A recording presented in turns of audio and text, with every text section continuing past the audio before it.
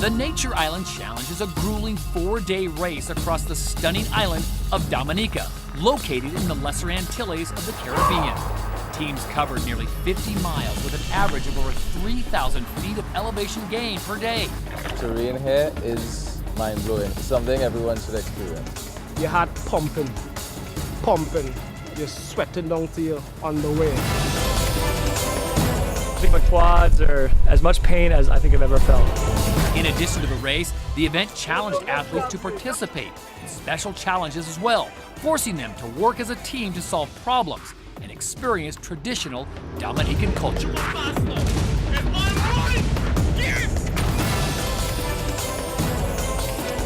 Flying in through these mountains, it was ridiculous. I love running. I start running even before birth, really.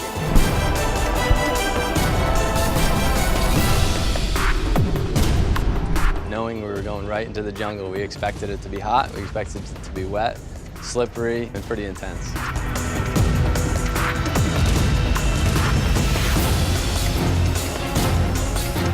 The trail, extremely exhausting. We have nothing like this in Antigua and Barbuda, but what we have is hot. The dog about the nature, right? This is really the nature.